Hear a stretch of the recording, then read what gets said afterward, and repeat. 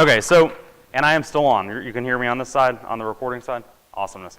Okay, so for those that don't know me, I'm Jake Williams. I'm the founder and president of Rendition Info. I work for SANS. I think some of you I've met there, a couple of you I've met there. And I work with IANS as well, the Institute for Applied Network Security. I'm on Relay Security. Let's see, I used to work at the NSA and all that stuff. But look, dislikes, I hate the whole idea of people calling themselves thought leaders, right? If you have to tell me you're a thought leader, you're not. I think we can just go ahead and clarify that now. Blockchain. Blockchain is my number one, like, top thing I hate at the moment. It has to be blockchain. There are definite uses for blockchain, but the vast majority of use cases that we're seeing today are not really use cases for blockchain. So anyway, or it doesn't need blockchain. It's either a solution without a problem, or in some cases, blockchain, the technology, can't overcome the policy problem that it's trying to drive. So anyway, I'll get past that here and kind of chat about, you know, a couple of things that we've been dealing with. And I'll mention kind of the onus for this talk actually is Atlanta. Right?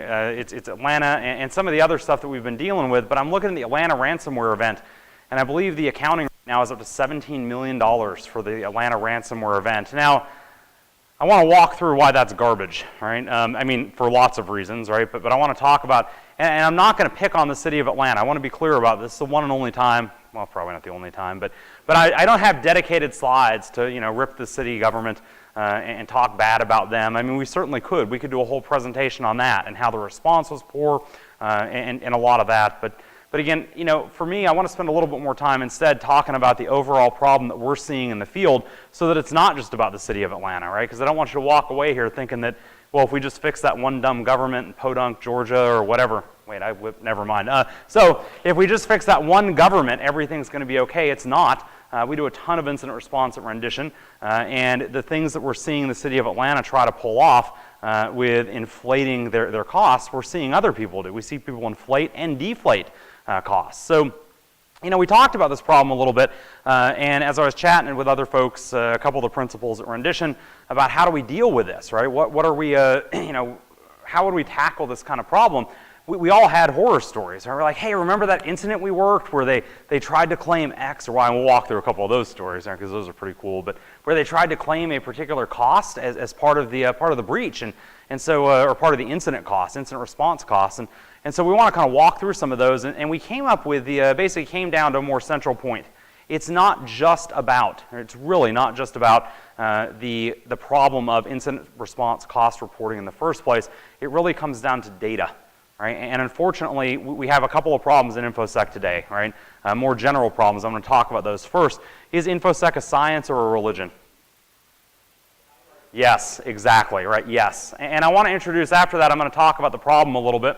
The problem overall, the more specific problem, not the data problem. We talk about data problems, we have two problems, not enough data and bad data, right? Or inaccurate data or not normalized data, et cetera.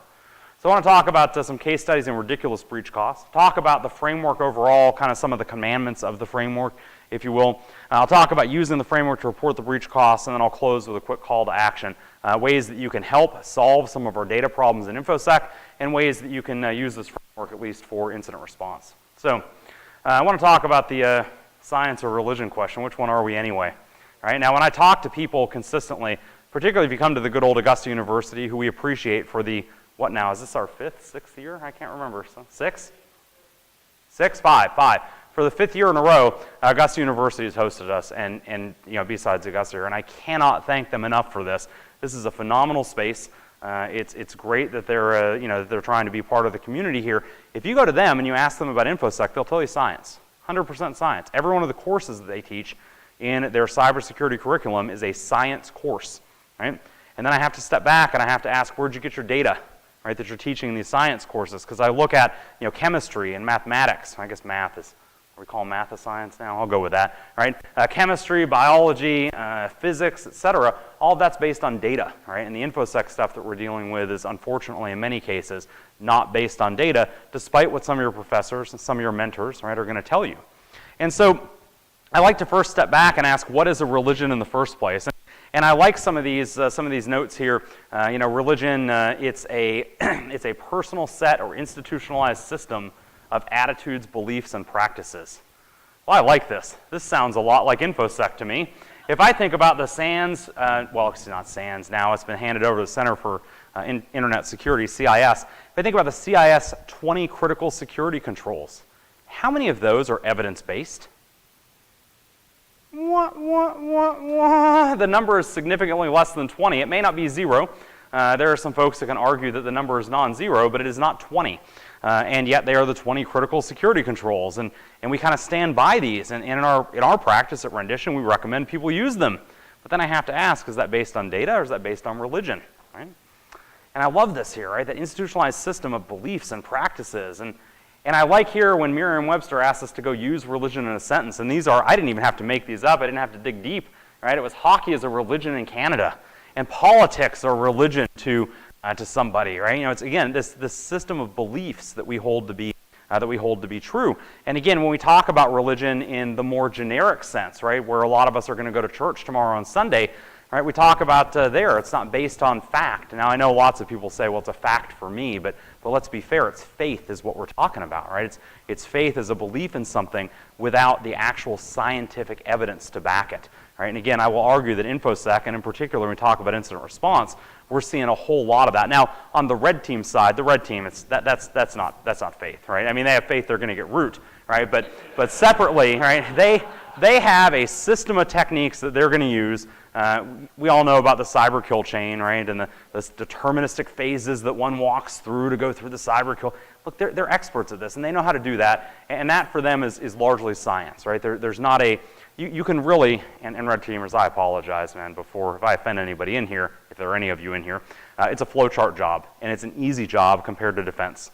And that's just the reality of it, right? Compared to defense and investigations, it is an inherently easier job. And so, you know, as I step back here, I look and I say, well, look, a lot of the defense stuff that we recommend, we know it works anecdotally, but that doesn't necessarily mean that it works universally. And in many cases, of course, it doesn't.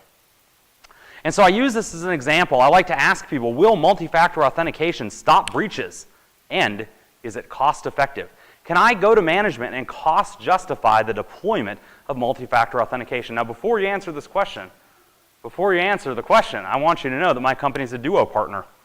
We believe so heavily in multi-factor authentication, we've partnered with a company that does nothing but multi-factor authentication. I guess Duo does a couple of other things, but like that's their core business line, and that's why we partnered with them.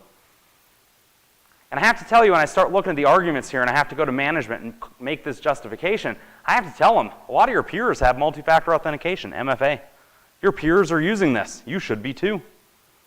It just takes an extra second or two to use the MFA token. There are no productivity losses, are there? No productivity losses. Of course there are, right? I know. Right? But again, the arguments that people consistently use are there are no productivity losses when you use MFA. And multiple vendor reports and incident response reports that we can read in the public domain, they cite MFA as an effective control in preventing these particular breaches. Why wouldn't you have that? I mean, with evidence like this, not using MFA is like driving around a car where you've disabled the airbags intentionally. And none of us are going to do that, right? I mean, that seems like a bad plan, right? Well, I want to come back and give you an example from my 5-year-old Jake, right? When my peers were telling me the Easter Bunny was real. And I want to throw out some of the evidence for this too. My friends told me the eggs would appear Easter morning, and they did. And while there was some effort to find the eggs, I have to tell you the total cost of ownership was very, very low because 5-year-old me didn't make a lot of money, so my time wasn't very valuable. Every time I found an egg with some chocolate or a quarter, or if you found the golden egg, and at least around our family, the golden egg was $1, but I've heard other people say it was like $20 or whatever.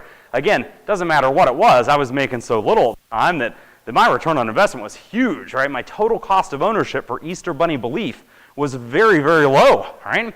All I had to do was continue pretending that I believed, and eggs magically appeared. And 100% of my peer group, not some small percentage, 100% of my peer group all had Easter Bunny experiences. I grew up in backwoods Virginia, believe me. Right? Nobody out there being like, I'm an atheist, we're not participating in this, and we reject all society. Backwoods Virginia, that got you lynched, right? It wasn't something that happened exactly. And so, you know, I kind of mentioned here, everybody had that experience. 100% of my peers did. I had better evidence for the Easter Bunny than you have for MFA. And I was wrong. Right? And so I just want to bring up here that some of the things that we note that we believe, right, to be to be this obvious, an obvious security solution. I can't tell you how often people come to me and they're like, well, if we just did this, that would have prevented the breach. Well, let me stop you right there, because if your solution involves the word just, you've already oversimplified it, right? And I have to cite Jack Daniel on the panel that we were just in on SB 315, and he said something that was, I mean, I've been quoting the just thing. My team will tell you this a lot, right? If your answer involves just, it's already wrong. But Jack said a phenomenal quote, or made a phenomenal quote in that panel over the last hour and a half here, or 2 hours, whatever. He said, he said, cybersecurity is a complex problem. I'm paraphrasing him here because I don't have the exact quote, but we'll get it off the video. But he said, cybersecurity is a complex problem. If you're trying to implement a simple solution to it, you're probably doing it wrong.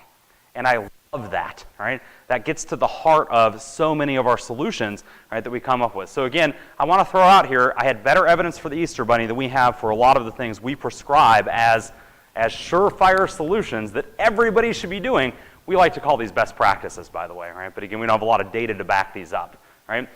I want to note that anecdotes are not studies, right? Again, we lack a lot of data about MFA, right? As we talk about anecdotes, they should never be confused with a study or randomized control trial. If you work in medicine, some of you may know I was a paramedic before I got into InfoSec, and kind of interesting there, right? That whole incident response background. One type of incident moved into a different kind of incident, right? But as you look in medicine, we have randomized control trials, and these aren't necessarily good for every type of data, right? We don't want to intentionally, for instance, we don't do randomized control trials with real people on the roads with airbags, right? Because that's just negligent, right? You wouldn't be like, we're going to disable your airbag, and when you get in a wreck, we'll do some studies on how you survive, right? That would be horrible, and in cybersecurity, obviously, there's some things we can't do RCTs with, but to the extent that we should, to the extent that we can, we absolutely should. Here's what I don't have, even though I'm a Duo partner, and believe me, you know I've asked, right? Duo doesn't have data on this. What's the study? Do we have studies showing the cost of multi-factor authentication related to productivity losses? And I'm not just talking about the productivity losses where people are like, well, it's just one extra click or 2 extra clicks or whatever, right? Again, this is a big deal for me, right? So I'm looking at the, what is the cost to do the enrollment? What's the cost when you lose your token? We're updating our smartphones every 18 months to 2 years, right here. Every one of those then involves you reinstalling the token. That probably involves help desk support for your average user. I'm guessing the people in the room here may, depending on technical controls, be able to do it themselves, right? Obviously, in the best, highest security environments, you're going to need help desk access or help desk involvement anyway, right? I don't know about comparative compromise rates with and without MFA. We regularly destroy companies that use multi-factor authentication when we do our red team assessment. So I know it doesn't stop breaches. I know it stops some incidents, right? Some specific incidents, but it certainly doesn't stop breaches. I don't have evidence that MFA actually reduces any compromises at all, right? What's our overall rate, right? If an attacker gets stopped with MFA, how many of them stop and don't continue targeting the environment, right? And I think that number is probably low, but I don't have that data.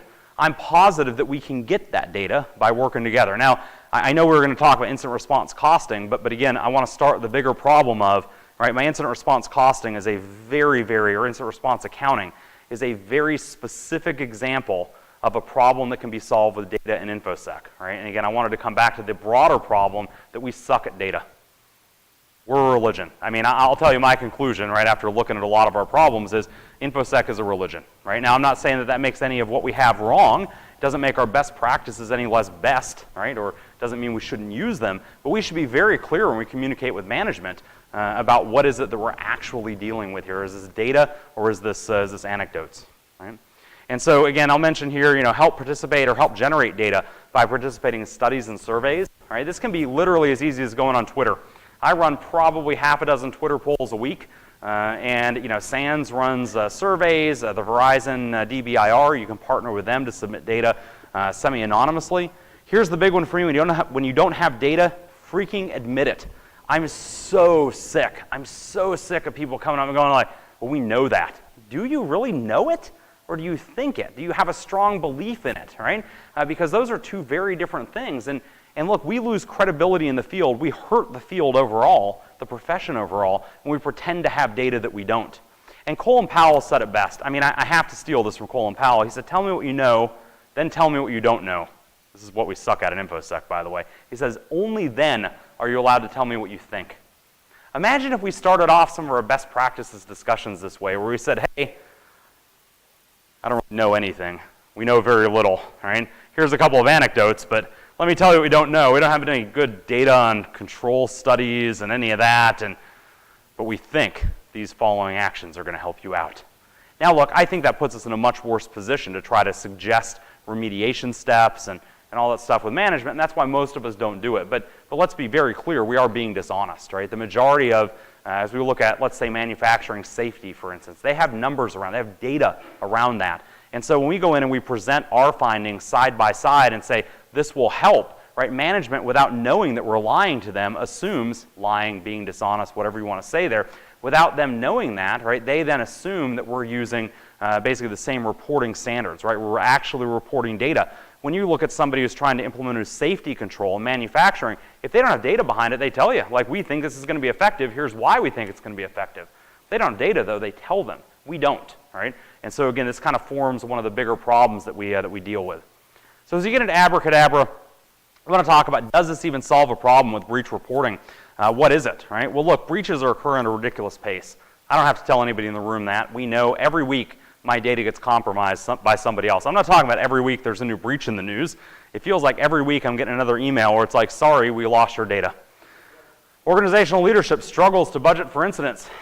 We work a lot of incident response. It's our biggest service line by dollar amount, biggest service line at Rendition InfoSec. And so we work a lot of this, and I can tell you almost universally nobody budgeted for an incident. You should, right? It shouldn't take an incident for you. It shouldn't take an incident for you to have to figure out, hey, how are we going to fund doing an incident response, right? Everybody in the room here, I think, agrees that it's now no longer a matter of if, it's just a matter of when and how bad. Right? Just a matter of when and how bad. Now look, if you roll back 5 or 10 years, there were a lot of people like, well, we're not going to get breached. And it's like, time out, brother. Today, that's not at all the case, right? So the problem that we run into then is, how much do you budget? Few organizations publicly report the true cost of their incident response activities. And there's no standards for identifying which costs should, and maybe more importantly, should not be included in incident reporting. And this lack of standardized incident cost reporting, it hurts businesses, it hurts insurers, and it hurts our consumers, our legislators. We were just over in the SB 315 room talking on the panel there, and we actually had one of the Georgia state legislators that, that actually helped vote on the law, and she actually was very, very instrumental in helping convince the governor to go ahead and veto that horribly written piece of legislation. If you don't know what SB 315 is, take that as homework. Please go learn about it, because it's a train wreck and it's going to come back. Right? It's like Night of the Living Dead. They didn't get it through the first time. They will get something through, right? Without a standard for this, though, it's very, very difficult to perform any apples-to-apples comparisons. And our goal here is to put out a framework with some information that you can use to go and alleviate this problem. We want to enable organizations to make sound incident budgeting decisions. This is very, very important for us. And so we talk about abracadabra. I know that's a long acronym there, but acceptable best practices for reporting accounting costs, accrued dispensing of the adversary in breach reporting activities, right? So again, I know it's a mouthful. We're just going to shorten it up to ABRA because, when I put this together, I was trying to come up with, basically something that looked cool as an acronym, but then I had to type it a couple of times, and wow, are there a lot of A's and B's in there. Look, in retrospect, no. All right, so we're just going to go with ABRA for short, and that's what we're going to name it going forward here. But the original name was that, and that's what it stands for. And of course, it's tongue-in-cheek. Again, our goal really is to get that information out there, or get at least some level of any accounting method out there that folks can use to actually. Because today you can't go back and say, hey, did you use standard accounting principles for this? Because there are none, right? And that's kind of our goal with putting this out here. And I've had reporters talk to me and they ask me, hey, why would an organization fudge the numbers in the first place? Wouldn't they always want them to be lower? And the answer is not always, right? Because in many cases, people look and they say, well, I've got $5 million of cyber insurance. And they try to make a breach $5 million, right? They try to add stuff in there. They're like, yeah, they'll pay out on that. They're not going to. They never pay out, right? I mean, I'm not saying cyber insurance never pays out at all. Never pays out in general, and certainly when you're trying to put stuff in that's explicitly stopped by them. For instance, if you're trying to upgrade equipment and whatnot, we'll talk about some of that there. Sometimes we have folks with investors, and they don't want the breach to look large or compromise to look large, and they try to intentionally reduce the numbers dramatically. We see this a lot with publicly traded organizations. Or in some cases, we've actually seen where a publicly traded organization has two separate incidents, right? And they know that basically the first one's been discovered, and it's the larger of the two, and they try to report it right at that quarterly filing time, right? So that hopefully that blows over and nobody even notices the small one. And so they'll shift costs from one to the other, right? Trying to show, well, yeah, we had a second incident, but this one was totally minor, as opposed to that other one, that $5 million thing that you should forget about in the past. This one was only like 100,000, so no big deal there. Don't worry, investors, share price should not lower, right? We may want to make the incident appear as top cover for a new platform. We work with a CISO. We've worked with a CISO at 3 different organizations now, and he does this every time. This man is walking around with his little portfolio, you know, little padfolio things that people carry around, and I've been in 2 different board meetings with him when the board has approved, when they're like, hey, you know what, we need to throw some money at this. How much do you think it's going to cost? And he's like, oh, you know, I'd really like, and he always shoots high because he's smart about it. He's very, very business savvy. And he says, you know, I'd like $500,000. And they're like, well, I don't know if we're going to do $500,000. And he's already sliding out like the $250,000 plan that he's got ready to go. Like, ink it now, I'm going to go spend the money. Like, he's got the plan written out. And I saw him, he's pulling out the $250,000. They're like, I don't know if we can do $500,000. We'll probably do $400,000. He's sliding that back in, and he's pulling out. And he's got plans at like every dollar bracket level with him that he's walking into the boardroom with. And this is funny in one case, but it makes for horrible cost accounting. And I love the guy to death because he's given us a ton of business, and he's serious about security. And most of the people in this room have probably been impacted by, in a positive way, by the way, been impacted by his security focus. I won't get into where this dude works, but I'll tell you that he, most of us have crossed paths with that, or at least one of the organizations in the past. Now, he likes to use incidents as top cover for new plans and programs, and when they go report the total cost, right, that's part of the cost that they report is that $400,000, $500,000, whatever, that went into that, basically that went into that new plan or program, whether it was Stealth Watch or MFA or whatever it is that they're going to deploy. Sometimes people want to increase headcount. They're like, oh, man, we knew we were understaffed. We had one IT person and half a headcount applied to information security, so obviously that wasn't appropriate as a Fortune 500 company, so this incident showed us the light, hence we need to go ahead and budget for headcount. What? No, that doesn't make that an incident cost. I have tons of real-world analogies I won't get into here why that's inappropriate, but we certainly use those to explain to management there. Sometimes they want to go replace obsolete hardware using the incident response budget. This is actively happening in Atlanta. Right, that $17 million total that you're hearing is them replacing a lot of that. And as you get down to brass tacks, one, they're trying to max out their cyber insurance policy. So they're doing 3 of these actually. They're trying to max out the cyber insurance payment, right, because they've got a $20 million policy. Keep seeing the numbers climb up. You're not going to see it climb above $20 million, I'm confident. This is not going to work. Your insurers are not idiots, right? I mean, let's start right there. Your insurers can insure you for $20 million because they're not idiots, right? They understand underwriting, right? So replacing obsolete hardware, right? So the city of Atlanta is going in and saying, well, we want to deploy this EDR agent, this endpoint detection and response agent, but these machines are old and they're having trouble supporting these. No problem, I have a solution for that. Let's buy new hardware so it can support the EDR agent that we only need, right? Because of this incident. And so then they come back around and say, okay, cool, we're going to replace this obsolete hardware.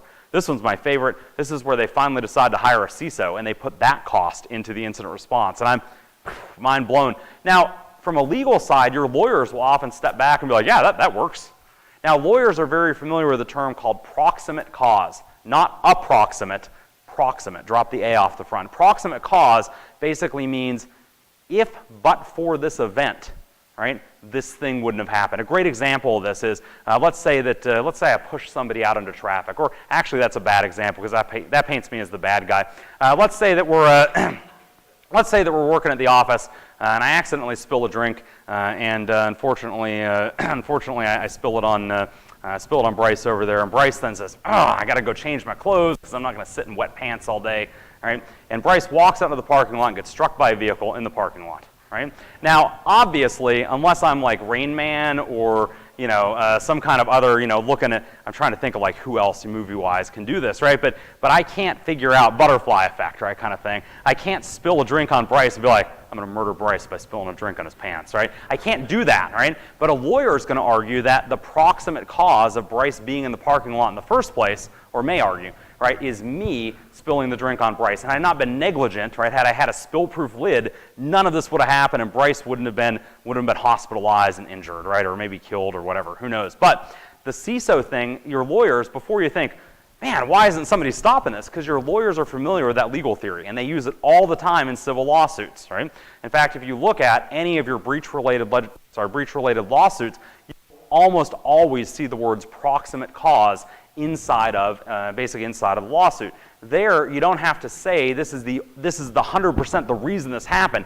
All you're saying that it's a much lower burden to say, but for this thing happening, right, we wouldn't have had this outcome.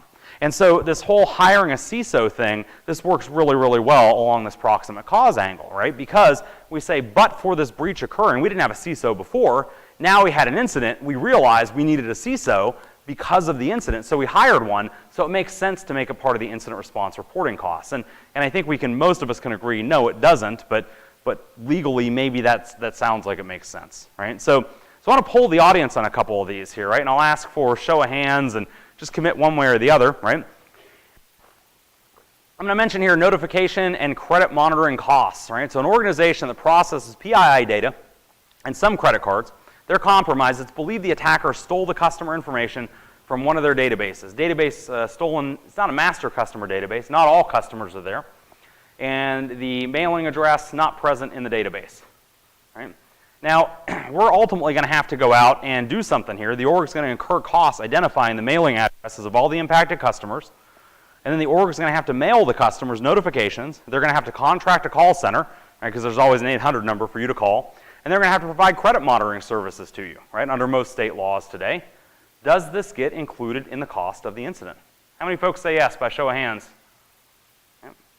Now, this is a very interesting case here, right? Because, and by the way, the majority was yes in the room here. I'll mention here that I think this is a really interesting case because doesn't this then disproportionately disadvantage or disproportionately increase incident costs for those that have to send notifications, right? So if you're processing data that under state law requires you to send a notification, doesn't that then artificially increase the cost of your incident and prevent us from doing an apples-to-apples comparison with someone that doesn't, right? Now again, I'm not necessarily saying this then shouldn't be included in the cost. I'm just kind of throwing around here and highlighting some of the problem space. What about regulatory fines, right? So we've got a hospital. How appropriate, since we're actually in a medical building, right? Or medical education building at least. They process PHI data, and HHS, Health and Human Services, fines them $500,000 for the incident. Should this fine be included in the incident reporting costs? How many folks say yes? How many folks say no? Well, the no's have it there. That one was unanimous, right? And again, I'm going to come back here and say I don't have a right answer. This is not a black and white issue, right? Today, it's basically a hodgepodge, right? So should the fine be included? Again, I think possibly no, and I'll talk more about this as we go. What about lawsuits, man? These are more common every day, right? Every day. So an organization that processes health data, they get compromised, results in a loss of availability of critical PHI. By the way, even if your PHI isn't compromised in the sense that it's stolen by a third party, if a third party can simply block access to it, that is a finable event. Right? So that's actually considered a HIPAA breach as well if your doctors can't access your PHI. Right? Doctors, healthcare providers, whoever is ultimately covered on that business associate agreement or BA. Patients claim this outage impacted their care and they suffered injury, pain, and suffering, and the insurer settles a class action lawsuit for $9 million. And the organization incurred lost productivity, obviously, in dealing with this. Lost time to trial prep because they had to put people through the ringer there on doing depositions and whatnot. They have legal fees. They have to cover some of the $9 million payout with the insurer. Everybody has a deductible. What about this? Is it in? How many folks say in? How many folks say out? Right? That's about even. And about a third of you didn't vote at all, right? And I don't blame you because this one's a hard one as well, right? Should we be, certainly from a legal standpoint, if we use the proximate cause, right? Proximate cause side, definitely, but for the incident, we would not have had the lawsuit. We would not have had these, these issues, right? At the same time, if you're in an industry that's less likely to be sued, right, obviously then this skews your incident response costs, right? So this is kind of what we're trying to get to. You know, we talk about apples to apples. There's a lot today that, well, we have issues with, right? And this is one of our big issues. So one of the ways that we that we propose to deal with this is that as we think more about these cost categories, obviously different businesses, different lines of work have different regulatory bodies. They have different susceptibility to lawsuits, right? And certainly they have different susceptibility to breach notification costs. And so what we actually are proposing here is we propose a 4-tuple solution to the problem, where we no longer report a single number, we report 4 numbers, or up to 4 numbers, right? And a 4-tuple or 4-tuple, depending on which part of the country you come from. We're looking at incident response costs, the actual cost to perform the incident response. And we'll talk more about some things that are in and out in that a little bit later, right? Breach notification, right, is a separate cost. The lawsuit cost, whether that's legal, the actual legal cost, deposition, trial prep, lost productivity, and then the regular, ultimately the payout, right? Potential payout, and then regulatory fines, right? So what are we dealing with there? So we propose a 4-tuple. Now you can add all those numbers together and still provide the same one number that you're providing today. It just gives us some granularity around that data without having to do line item reporting, right? And this is what a lot of companies don't want to do. They don't want to come in and say, look, here's our, let's open up the books, let's open the kimono a little bit and show everybody how we perform that incident response. I wouldn't want to do that for any of my customers. If I were ever breached, you're all fired. But but seriously, if we have if we have an incident, I wouldn't want to open my books. At the same time, I recognize that me not being transparent with this is actually hurting our industry. It's hurting our ability to perform, again, these apples-to-apples comparisons. And so what we're trying to do here, if we can standardize a method, basically standardize a method for this reporting, what's in, what's out, again, here without having to do line item accounting, without having to give away potentially sensitive information, right, we can still understand how we stack up against other organizations. How did this breach impact us versus a breach impacting somebody else in the industry? And so one of the questions that I had as I was developing this, I've certainly run around with a couple of reporters and a couple other folks in the industry. They've asked, hey, why will organizations use this in the first place? And my number one answer has to be insurance. I think that once we push this into the field, I think insurers are going to force people to start using this. I hope that's the case, right? We'll see. They may come up with their own standard. And look, if that's what happens, rock on, take it away from me and roll with it, right? All I care about is the problem gets fixed. I don't care who does it and whose name is behind it, right? Again, I throw this out here knowing that people are going to pick on it. People are going to say, well, I don't agree with that piece and whatever. Rock on. At least we're starting the conversation, right? And I'll talk more about that kind of as we close here. But I'll mention here that those that are reporting the incident response costs, we can challenge them to provide insight into their accounting methods. Right? So I've got 2 reporters that as this goes live on Monday, I have 2 reporters, one with Reuters, and I'll leave out the other organization because I don't want to give up the reporter yet. But basically, that are going to start asking, hey, what accounting standard did you use as they are reported? When they say, hey, a ransomware event, this cost us, whatever, $300,000. They're going to ask, did you actually use an accounting method to report this, or did you make it up? Right? And I like that, and they're going to start putting that into stories, right? Saying either this number is backed by an accounting method or it's not. Now, currently, as far as I'm aware, this is it, right? That's kind of why we're doing this here. But again, if you have better ideas, please take it and run with it because, rock on, right? I just care that the problem gets fixed. Again, not who fixes it. I certainly am going to encourage folks, certainly my employees and others in the industry here, to go ask legislators and press and regulatory bodies to demand the use of some standard accounting format, right? And even if you're never going to share data externally, even if you're never going to go to the press and say, oh yeah, we're investors and you don't have a regulatory requirement to share the cost of your incident response, at least internally use these numbers, right? So that you can compare. So when you go to that board meeting, you can say, yeah, look, our breach was bad, but it was nothing like this other one. And you can actually do an apples-to-apples comparison. And by the way, tell them what you know and what you don't know. Right? Today, if you go up and you try to do an apples-to-apples comparison, one of your don't knows, it better be, I don't know what accounting format they used, right? And I don't know what accounting format I used either, right? Because, quote, we made it all up, right? So I want to talk about case studies of ridiculous breach costs. And this is kind of what led us, a couple of these actually led us to thinking about this problem specifically. Well, that and the Atlanta ransomware thing. I've got an organization that was breached. They lost regulated data. The regulators and the cyber insurance company asked why the organization didn't have a CISO. And the organization has a policy, and it's an actual in-writing policy, that any new headcount must be funded for the first 3 years in the budgetary process before they hire somebody. Now, if you're looking around at what CISOs make, this is a lot of money, right? Particularly 3 years of that is a lot of money, and so you know what they did. They took 3 years of the new CISO's salary, not just his actual dollar salary, but his benefits, right? So all the benefits, the stock options, whatever, they have ownership options there. They're not publicly traded, right? But regardless here, they said, okay, cool, right? And that's what they reported as part of the breach costs. This was their largest single line item. This is somebody we're working with, so I do see the line items. Largest single line item by far in their incident response. That's obviously skewed the incident response northward. I'm going to tell you it was by more than $1 million, right? Most CISOs are making a pretty fat chunk of change there, right? And certainly it was well over $1 million, and that pushes that breach cost up. Right? Here we had a breached org that was being acquired as part of a merger and acquisition. And we've been doing a lot of M&A work recently. In fact, my office is filled with stuff from a failed M&A. But basically here we've got the acquisition was complete. This external capital infusion company here, basically this, they basically bought up a smaller company. And so now we've got this larger conglomerate, which is a holding company. The holding company is getting a capital infusion, right? And this capital infusion is, I'm not going to give away the exact number here, but let's say it's around $1 billion over 4 years, right? So not chump change. They're very, very concerned about the capital infusion, and it turns out because of some tax law changes, the company that's going to do the capital infusion needs to do it quick, right?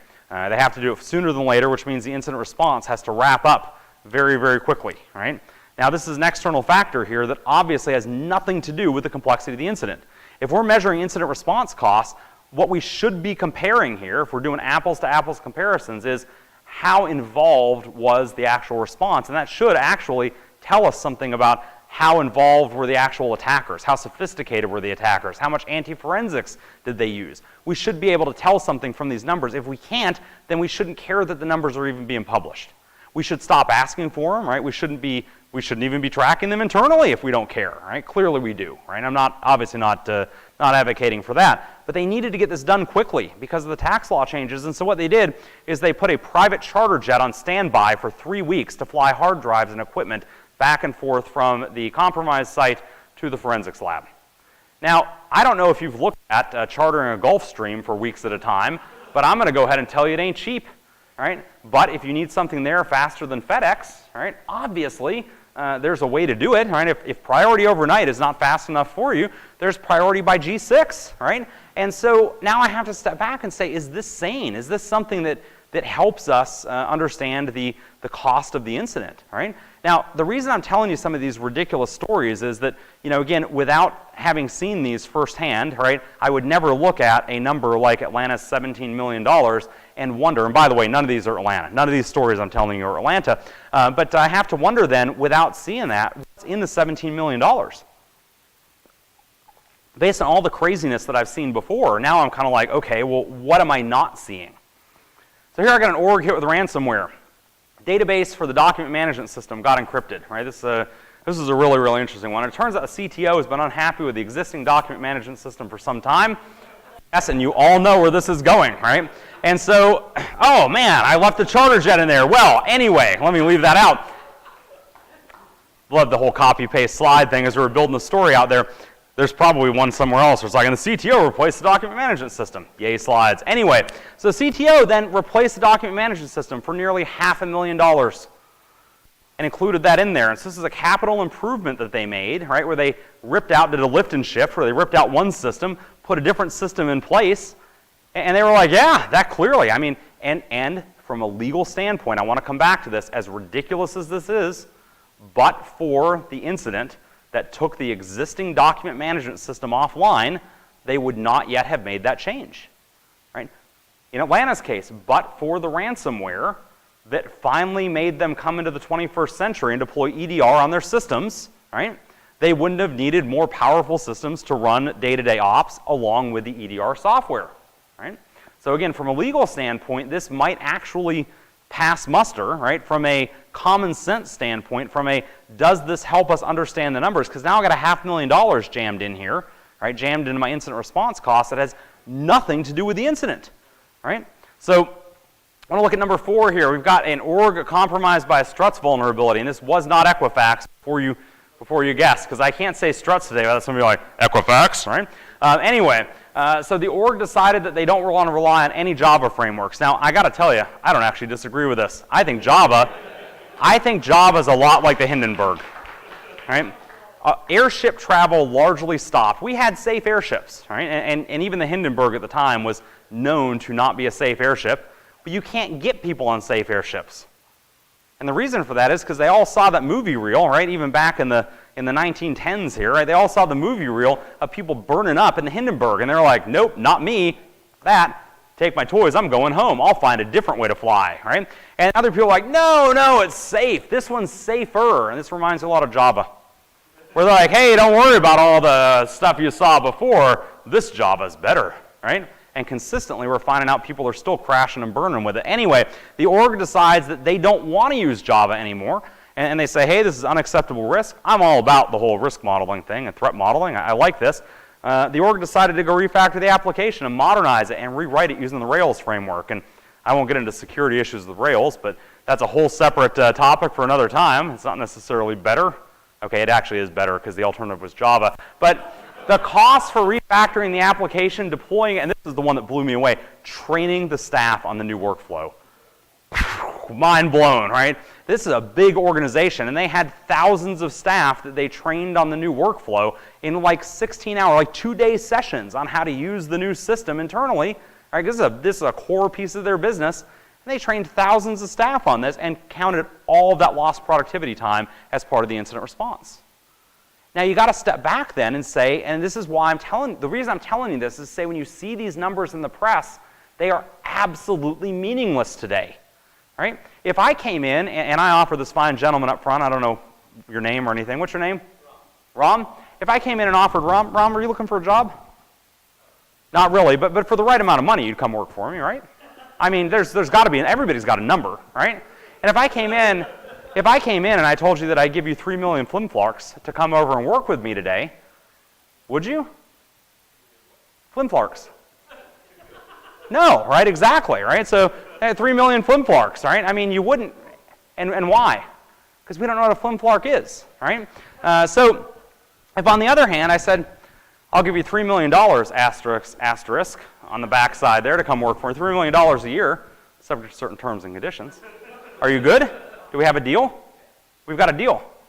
Without knowing what the terms and conditions are, that's a bad plan, right? And so when we start talking about numbers here, right, it's easy to throw a number out and be like, but without context, what is a flimflark? What are the terms and conditions? We don't really know, right? And the terms and conditions in our less than hypothetical examples here are, well, what the heck is going on the back end, right? What are people putting into these numbers? So number 5 here, org's compromise fails to detect it for more than 18 months. It's obvious that log review would have detected the intruder almost immediately, right? So 24/7 SOC makes all the difference in the world. The org first finally decides they need a SEM, and they go purchase it using incident response money. And then the org realizes the SEM only works if someone monitors it, so they hire a 24/7 SOC. And so what they do then is they take all this technical debt, because that's what all this is, right? They didn't have a SEM, and then they put a SEM in place, and it cost them, I think, around $280, something like that, $1,000. And then they realize that $280,000 investment doesn't really matter if they don't use it. What are the odds, right? And so what they then went ahead and did is they said, okay, we need a SOC to handle all that, right? That log aggregation isn't magic, right? Somebody actually has to monitor for alerts, and what do you know, right? Anyway, so I want to talk about a couple of principles here, right, that we look at for ABRACADABRA. It's that only items directly related to the incident can be counted in incident cost reporting. Incident response or remediation costs should not be used under any circumstances to cover up for technical debt. If the organization has failed to use basic security best practices, or even IT best practices, as the case commonly is, right, you don't get to cover up those failures in an incident response plan. That's, again, what we're watching the city of Atlanta do right now. A lot of people come back and are like, hey, man, our staff was horribly underprepared for this. We need training. Well, I look at training as technical debt as well, right? Training is a regular line item you need to be budgeting for every year, right? Whether it's internal training, external, whatever you're doing there, right? You need to be doing the training anyway. So as we look there, we want to make sure that we've got that all included, but not in the actual incident response reporting. Budgeted for, yes. Included in our incident response, no, right? I work with SANS. I know a company that after they got breached, one of the things that they did is they went out and bought, I think, around $1 million worth of vouchers from SANS. And of course, that also got included in their incident response costs, right? So while I love to see their people in my training, I kind of step back and I'm like, you're living a lie, right? Now, I don't blame any of them, right? They're not responsible for any of that, but the reality is, right, they're there because of the incident. Now, I'm not knocking that either. I think it makes a lot of sense. Look, if I consistently, when I left my building at night, I love to walk around the park or walk around the track at the park across the street from our building. If every time I went to walk over there, I got my butt kicked by somebody, right? Somebody came out and mugged me, I would do one of two things. Either stop doing it. Well, I can't just stop doing business, right? So in the business analogy, it doesn't work. Or I'd go take karate lessons, right? I'd go figure out a way to go remediate that, right? But I wouldn't bill those karate lessons back to my company. Right? And I think that's kind of where we're coming back here. Right now, in this case, the company pays for the training no matter what, but now we're kind of stepping back and saying, from which pot of money does that come? Right? Ultimately, it's going to be the the security team in most cases anyway that's going to get that budget, right? But now, again, we're trying to come down and highlight the apples-to-apples comparisons so that our numbers are meaningful. And so this is another big one for me. You can't skim costs. You have to report all costs, not some costs, all costs directly associated with the incident, right? Don't report costs for replacing infrastructure, even though it was old. Right? This is another favorite of ours. We've done, I don't know how many now, where we get the incident and they're like, oh, server 2003, and then they're basically uplifting, replacing the hardware, replacing the software, refactoring applications, and because they're like, got to replace this stuff because we can't patch it. And it's like, dude, you couldn't patch it the week before the incident. The only thing that's changed is that you've got budgeting available now. And again, there's nothing wrong with taking advantage of budgeting. You should do that. You should just be honest about where that money's coming from, right? Again, don't report it as part of the incident. You're robbing the industry, right? It's not just you. You're not just lying to yourself. You're robbing the industry of data, right? Come back here and note that costs for training never, ever, ever fall into incident response costs, ever. Even if your staff doesn't know how to do an incident response, by the way, it's a horrible plan. Don't do this, but I've seen it done. Don't schedule your people for the next SANS incident response class. Like if you get breached on Thursday, you discover the compromise on Thursday, and you find out that your people can't do their own incident response, don't fly them to a 508 incident response class starting on Monday so that they can learn how to do it and fly back the next week and assume they're going to do incident response. Right? That is not going to happen. Although I've taught that class, I've taught those people, and gosh, if that happens to you, quit. Just quit, right? Go find another job someplace where people don't want to abuse you. That happened to you? No, I'm saying just quit after the class. Oh, quit after the class. Yeah, that totally. Rock on. I mean, get the training and then quit. Whatever. That sounds ethically questionable, but don't report costs for refactoring existing in-house applications to resolve security issues. I feel like I shouldn't have to say any of this, but again, I didn't have to dig deep to grab those 6 stories of fail, right? It would be really easy to go grab 600 stories of fail when it comes to cost accounting.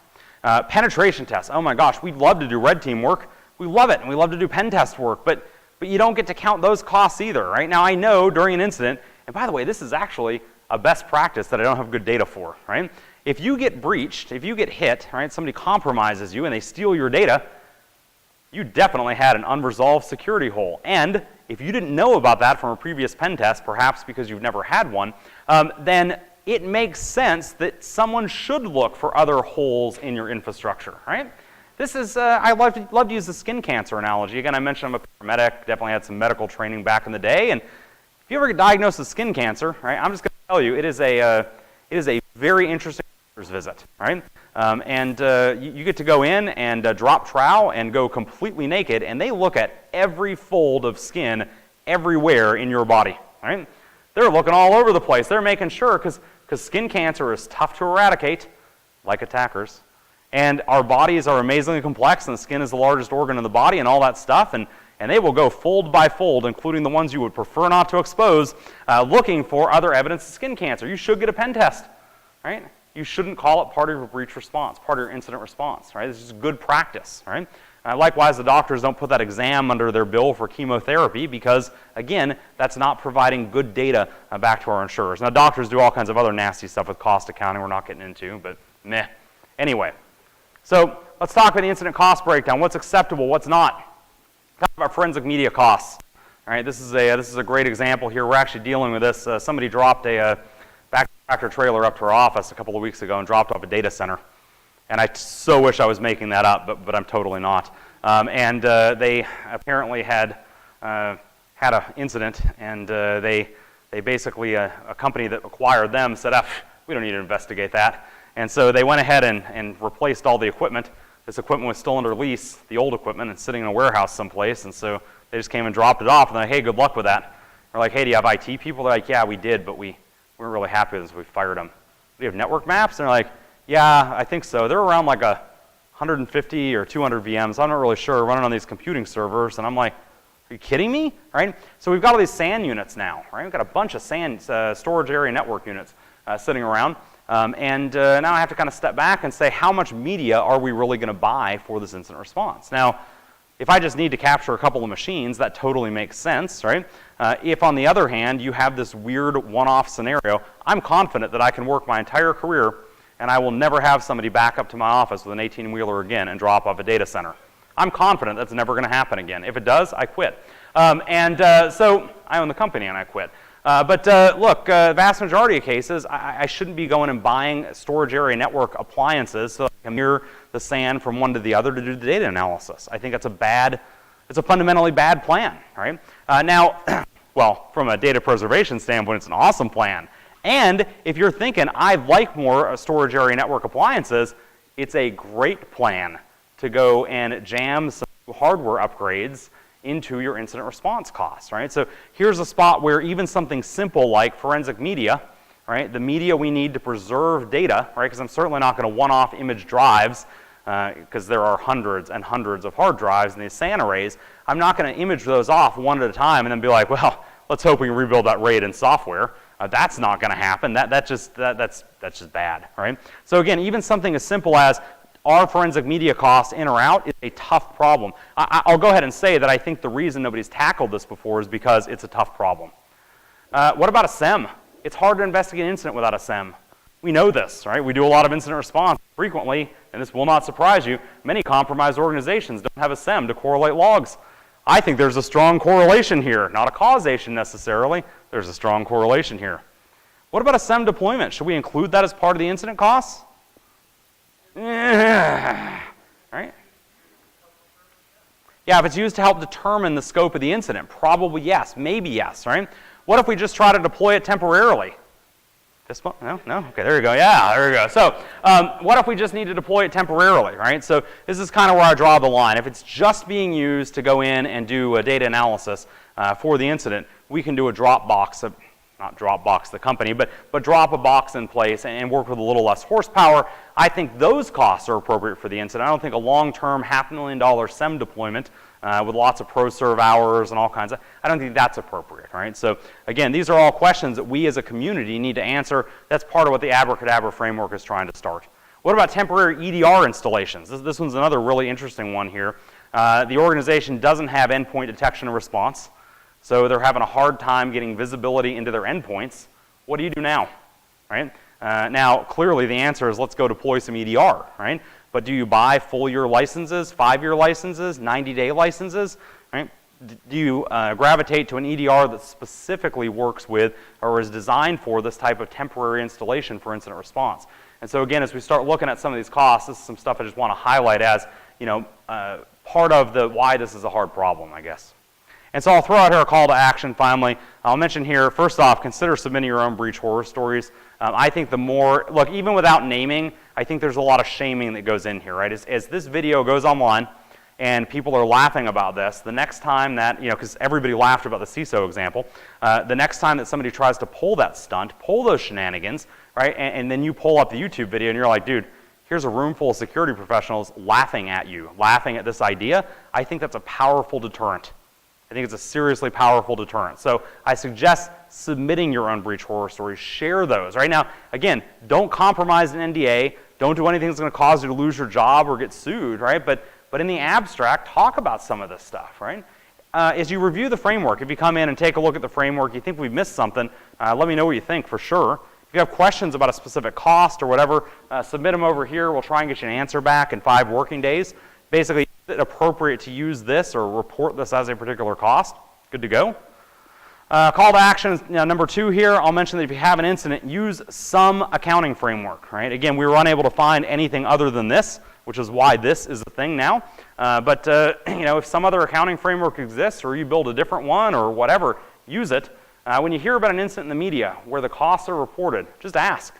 Ask the person who wrote the story, ask the person telling you, when they're like, dude, we had this breach, maybe you're networking over here, like, it was $10 million, and ask them, hey, did you guys account that with some accounting method, or did you just make stuff up? I always like to throw in the backside of the, or just make stuff up, right? Because it really highlights what we're doing, right? I also have a similar opinion, by the way, that every time we discuss Eternal Blue in the press, we absolutely, and Wired does this, by the way, they actually have an editorial standard that when they use the words Eternal Blue, right after it says comma, the leaked NSA exploit, right? Because I don't think we should discuss stuff like this without forgetting where it came from. Likewise here, I don't think we should be discussing numbers without actually discussing where those numbers are coming from and how we're going to deal with those. And then try to make database decisions in InfoSec. Make sure that we're working with religion and not science.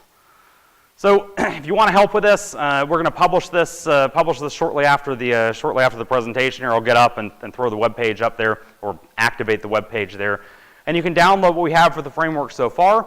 Go take a look at this. Tell us what you think. Tell us what we missed. Right? I'm positive that other people have incident response experiences different from mine that are probably cover things that we never even thought of because we never experienced this. Right? Again, I've been working in incident response a long time. 3 weeks ago was the first time somebody ever dropped off a data center and said, "Hey, we know it's all turned off, but let's go do forensics." Right? It's never happened before. I doubt it'll ever happen again. You probably have other weird scenarios like that. In case anybody's curious, that's out. That's technical debt, right? Dropping off or contract on a tractor trailer to bring in your, you already made the big mistake there. That whole cost is out. You created that situation. That said, that's all I've got other than prizes, door prizes, right? What am I supposed to do with the door prizes? Just like arbitrary? Is it arbitrary? I can just give them away for whatever, I guess, huh? Well, I tell you what, I'm going to throw my little lock screen up here. Well, that was the plan. Let's try there. Hot corners? No, of course hot corners aren't going to work. Why would they work? I'll give you choice of prizes if you can tell me what this means. Pop, Rhett. Sir? Well, right, yeah, it does pop off the stack in return, but why? What's the pop, Rhett thing? Anybody? No Ooh, close. Any particular function call? Okay, we'll go to easier questions. So it's structured exception handling for anybody that's curious. So Windows SEH exploits, right? Oh, Jeff, you knew this. Why didn't you raise your hand? Or did you and I missed it? It wasn't fair. Okay, it was like shooting fish in a barrel is what Jeff said. Anyway, so let's see. Throw out a question here. I don't have good questions for this. Here, you do this, right? I'm gonna bail. You can give out prizes. All right? There we go. Okay, with that, hey, I appreciate everybody coming out. This guy's gonna give out some prizes. All right?